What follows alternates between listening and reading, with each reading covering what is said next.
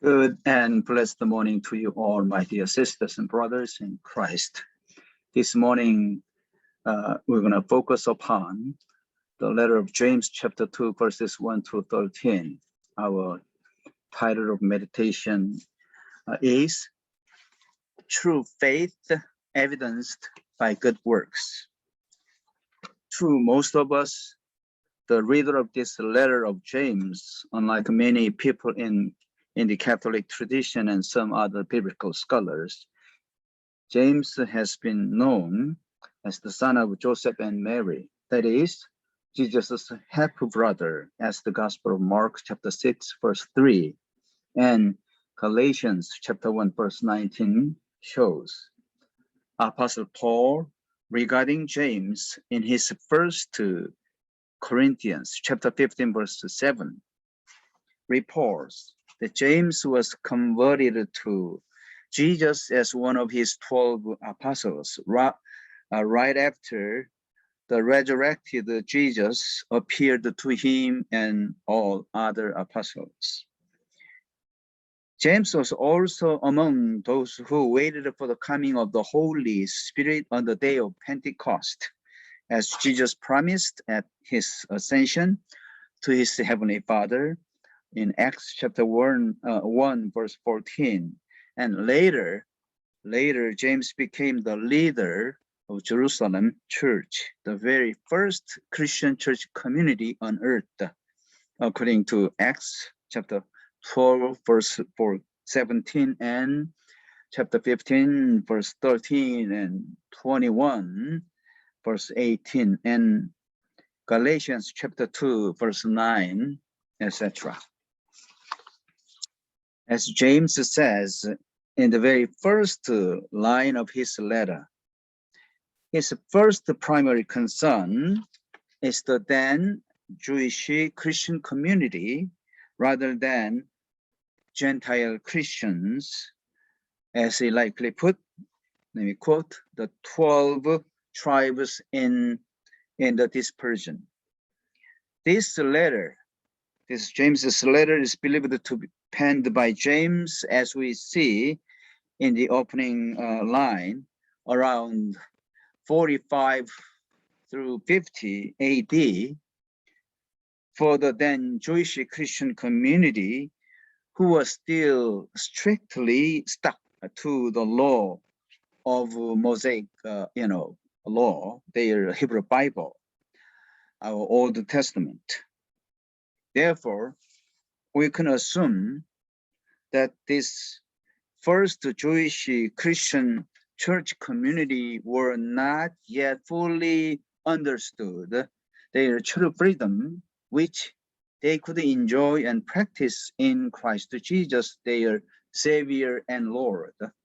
In fact, they were still struggling with some unresolved biblical and theological issues between them and Gentile Christians, such as their own rites of circumcision and all other Jewish customs and ceremonies, etc. Should they, the Gentile Christian, be circumcised to be saved by Christ Jesus or not? Should the Gentile Christians be binding to their law, all the other Jewish religious rites and rituals, etc.?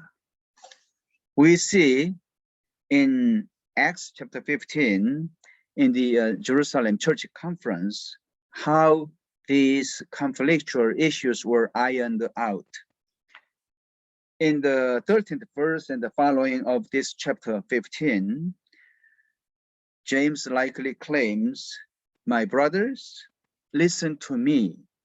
He keeps saying in the verse 19, saying, "Therefore, I have reached the decision that we should not trouble those Gentiles," meaning Gentile Christians, "who are turning to God, but we should write to them to abstain only from things polluted by idols and from fornication and from whatever has been strangled, and from blood, unquote.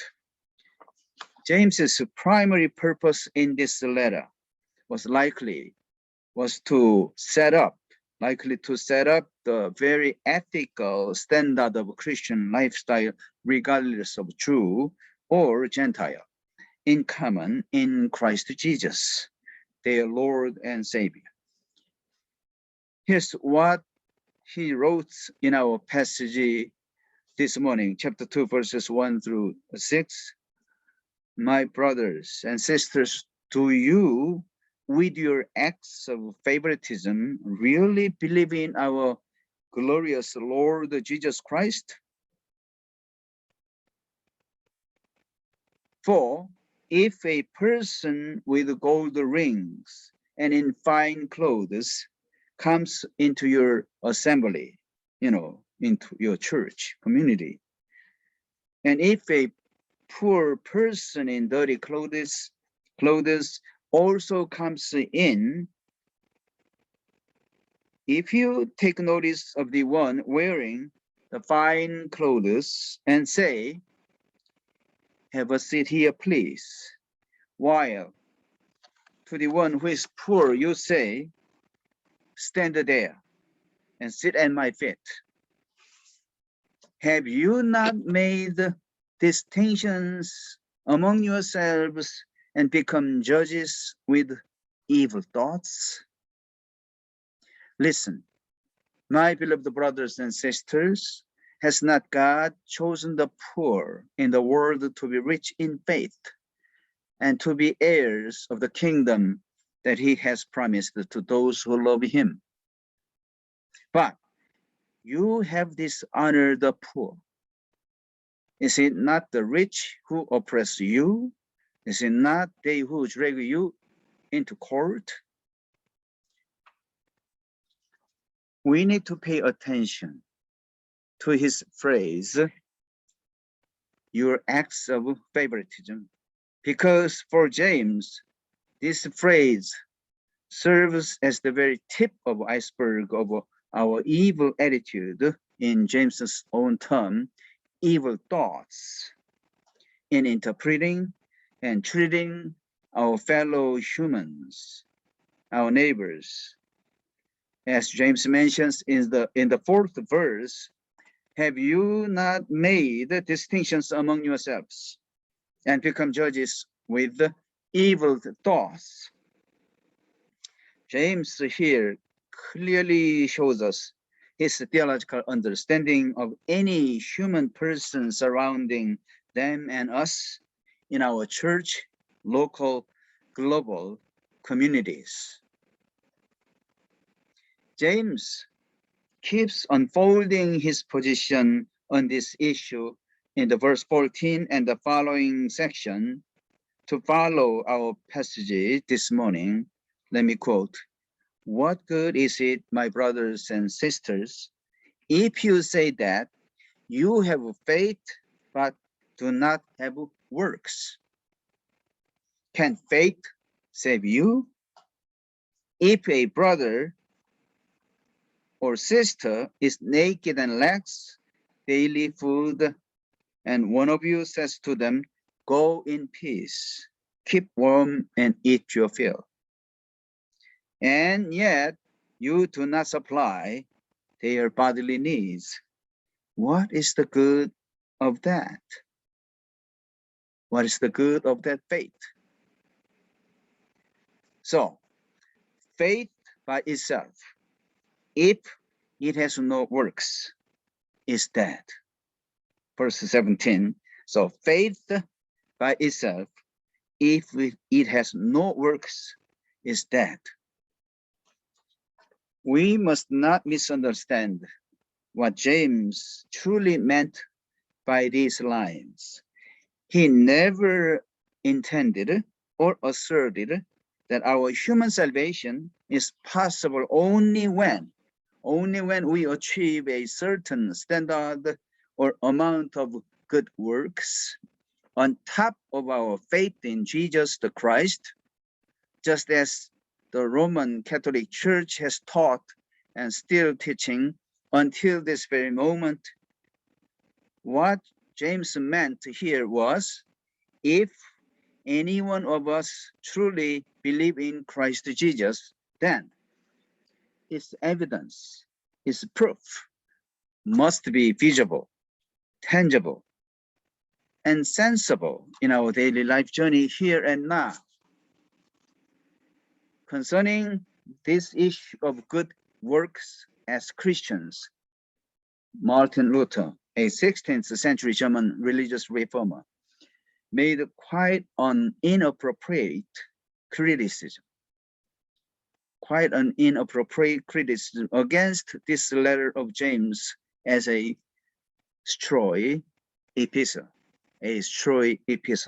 based on his pivotal and fundamental doctrine of justification by faith alone, in Latin sola fide, for which Luther declared, by which the church stands or falls. Of course, we know why Martin Luther could not but take this kind of posture of downsizing or downplaying this significance of good works when we consider Luther's unique historic and reformative theological struggles over against that of Roman Catholic Church, especially on the issue of human salvation. As mentioned above, Roman Catholic Church had taught and still teaching that human salvation is possible only through the following necessary and sufficient 4 steps. That is, first, all the sinners must receive the sacrament of baptism, with which we agree. Second, the sacrament of penance, which entails the believer's ongoing confessions, and the priestly absolution to follow, and then the performance of good works in love to completely meet with God's standard, to make herself to be justified again and again and again. Likewise, for Roman Catholic Church, faith in Christ is just a necessary condition, not a sufficient condition to be saved, until when we finish performing good works in love toward our God and toward our neighbors, our fellow humans. This is why and when their doctrine of purgatory became involved in the process of human salvation. Thus,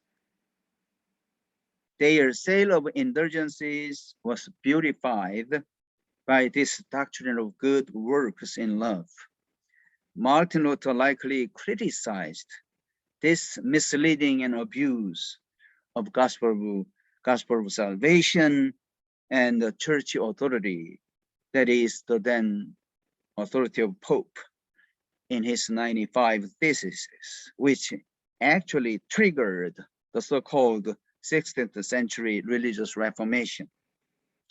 For James, as Paul the apostle taught, our faith and works should be harmonized with each other. In other words, while we, the lost sinners, are saved by our faith in Christ Jesus alone, sola fide, that is, by Christ Jesus' work on the cross alone, not by my own merit, not my good works. Having said this, our saving faith must be always accompanied by our good works, our good lifestyle, our God's kingdom lifestyle of loving God loving our neighbors, our fellow human beings on earth, as its evidence, as the proof of our genuine faith in Christ Jesus. As we know, here's a good example. As we know, Abraham,